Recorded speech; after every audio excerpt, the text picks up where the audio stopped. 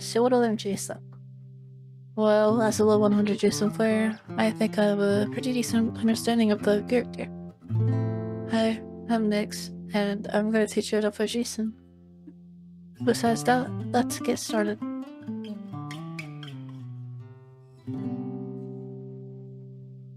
Alright, so Jason is a pretty good killer, but people don't really use him correctly. It honestly kind of baffles me, since he's really easy to play. Alright, for starters, Jason needs really good stamina conserving. This is mainly because he has no ranged abilities, or any abilities that will speed him up. In my opinion, I think he probably has one of the highest damage outputs in the game. You also should remember that you're gonna get looped a lot. Compared to other killers, he doesn't have many options to counter loop him. The only decent mobility he has is Raging Pace and Bad, so I would keep that in mind.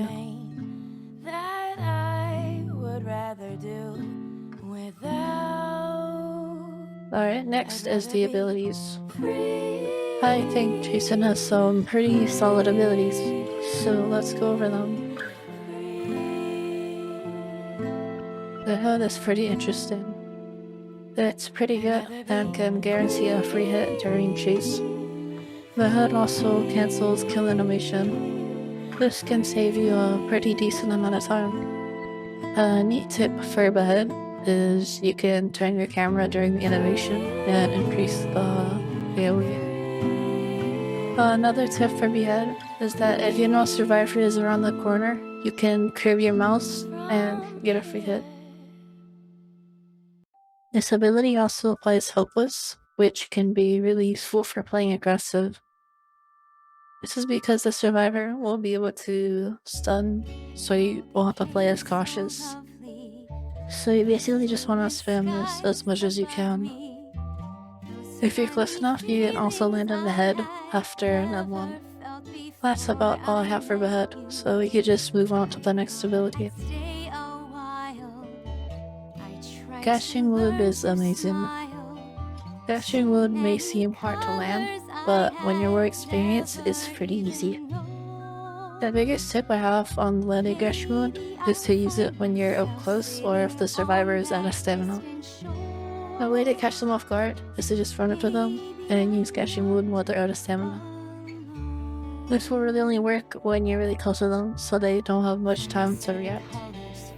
The boss is pretty stupid, so you'd be surprised at how many Gashing Woods you can land when they're out of stamina.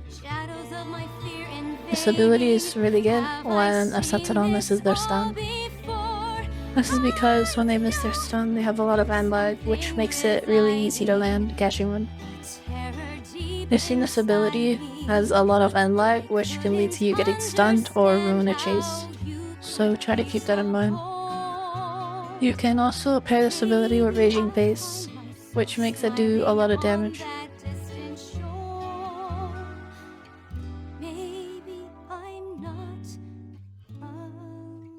Raging Pace is really good, and it's probably the most underestimated ability in his kit. Honestly, if used correctly, this ability can be close to a second stamina bar. One way, and probably the best way to use this ability, is during a chase and you're out of stamina. When in chase, and you run into stamina, pop Raging Pace and just continue the chase. And then once you're around 90 or 80 stamina, just M1. If you M1 during Raging Pace, it'll lunge you, and it'll get you some good distance. And you also almost always have more stamina. This can be countered by the survivor if they have really good stamina conserving, but you'll still almost always gain distance. Sometimes, if you're really close, you can even land an M1 in Raging Pace, since it lunges you. Alright, next way of using Raging Pace is by pairing. Since Raging Pace makes you invincible to any stuns, it's a great way to beat them. A good example is when a Chance fires and you pop Raging Pace to counter the stun. Since Chance has a long end lag after using his gun, you can get to him and use Gashing Wood. This will deal a flat 70 damage to the survivor you hit, since it boosts Gashing Wood's damage by 20. The easiest survivor to parry is probably Chance. This is because the gun has a long windup. I would include Guess, but after the buffs it's pretty hard to parry after he blocks. But if he doesn't punch immediately, it's pretty easy to react to.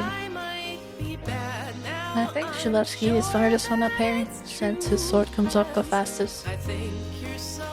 Something important to know is that you don't get invincibility during the wind-up and only at the end of the animation.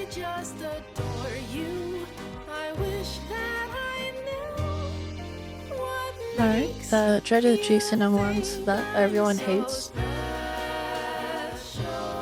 Jason has the biggest M1 hitbox in the game, and you want to abuse this as much as you can.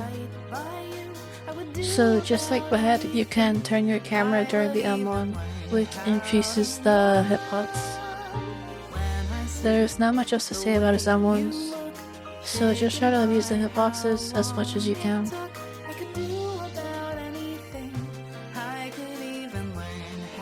Jason does have a few survivors that you will struggle a lot with, so you should probably try to target these survivors when you see them.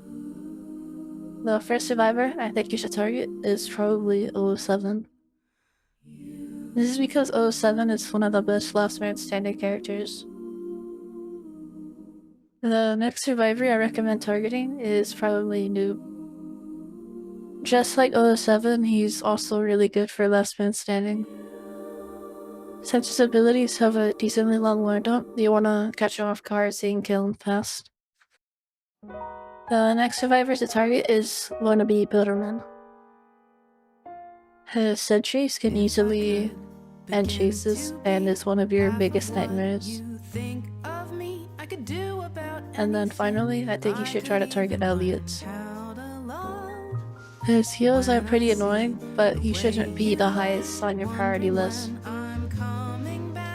For last man standing, after he pops Rush Hour, he's just a sitting duck, but only 80 HP. Anyways, so when I say targeting, I want you to just only focus on one person and then pick them off one by one.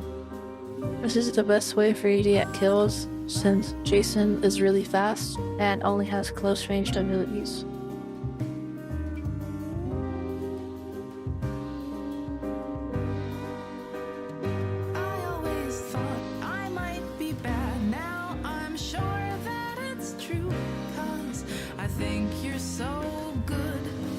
I'm nothing like you. Look at you go. I just adore you. I wish that I knew what makes you think I'm so special.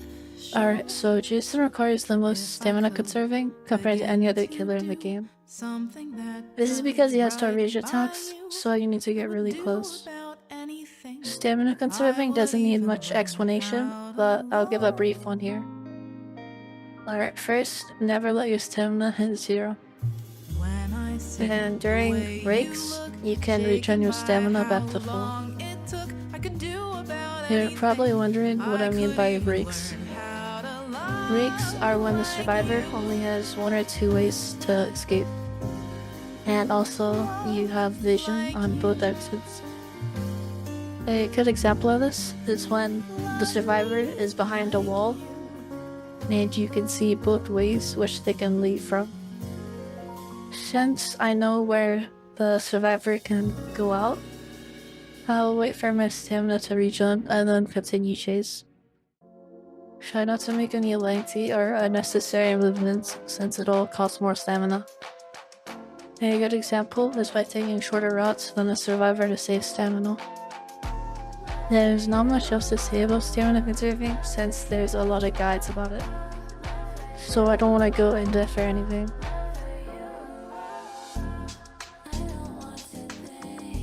Alright, to end things off, I think Jason is really easy to play. The only hard part is learning to play around his abilities and stamina conserving. Alright, I think that's about everything I wanted to say, so if I missed anything, just say it in the comments. I hope you enjoyed the video, and I hope it helps you become a better Jason player. Alright, I'll see you guys later.